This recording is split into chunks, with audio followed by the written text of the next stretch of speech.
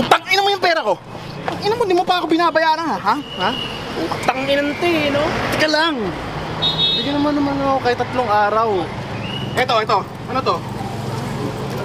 Hindi naman to kailangan ko eh. Ha? Sinasabi mo, tatandaan ko yan. Tara.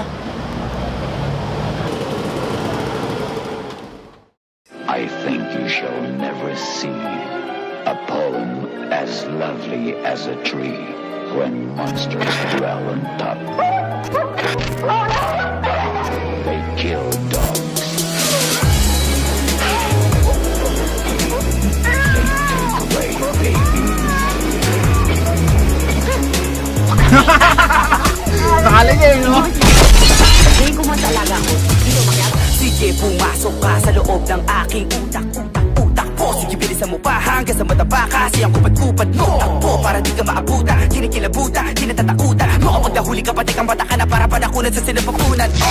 Isa, dalawa, tatlo, kilala bilang mga siraulo. Halata ang inakala na iba na di makapangyarihan ng mga ginayuma. Waksa ka mga talukat na mga masa. Sana alam mga talaka, wala alam, madala-tala, tataka, magkataka ng pababala hanggang sa hanggang na nawala ang gat. Puro mga ingiterong nabagot o mga feelingerong nayamot. Paano nyo ko hihilahin sa balong malalim eh, hindi nyo nga ako maabot. Rakatagatara, o di ba nakakatakot? Pag hindi nyo matatakasan ang boses na kabataan kapag sure hita ang mga pasabog. Sino ba yan? Sino ba yan? At sino ba yan? Na naman ang buong sambayanan. Kahit kang kumakabago, makatao at makatarungan. Ito na si Abra, ang panalan. Di makatangkara pero nakayana umakit sa pedestal at gumawa na himala. Pinatama ka tamatinig, nakakaiba talaga mag-isip. Sibilet ang dami pero mga tumitingan lang.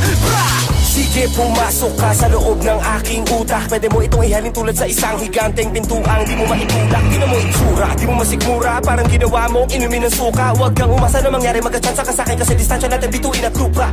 Libu-libu sinagupa, binaong parang basura. Pinipicturan ko muna bago ilibig sa lupa. Previtibong lirisip mo, pipiliti kong pihiti ko. Tingin mo, kiliti mo, imposible ko makuha. Pilipino sining at literaturang hinaluan ng mga bara na parang hiruglipi ko. Masulat mga titik na inipon at sinukat ay nagiging ibu-ibo pag hindi ko na isuka. Pag ako nagalit, papaupoy kita sa dala ko na karit. Tapos ikaw matayan, bumaba mo lang sa langit.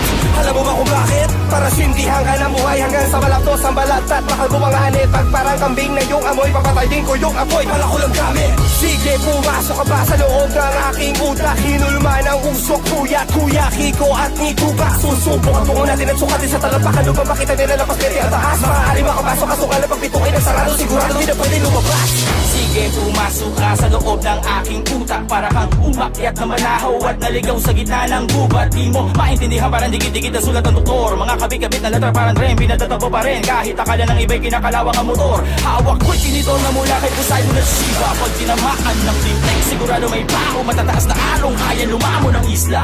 Salamat, ginising mo ang pinakamatangkad sa limang daliri ko. Uso ata ang utak at puso mabato. Panahon ko yung litig ko. Asa mo ang sugat sa likod ng larawan ng mga mutong di na nagparamdam. Dati binabahay ng pula, ngayon na may binabawi na ng mga itim na langgam. Naramdaman ang nagbabagang lupa mula sa palad ng syaman. Nagpatangay sa hangin hanggang sa mapagpad sa patag na dapat nakarapagdaan ko mga aso kumahoy. Yung iba nagtabas na palapit ko sa rol. Sinubukan nilang bukayin na lalim, ngunit tatagpuan lang nila ay ang kanilang sariling ataol. Tanggalin nyo na muna ang mga muta sa mata na nakabara. Hala, sige maghilamos na makita nyo mga patay na isla lang siya sa agos.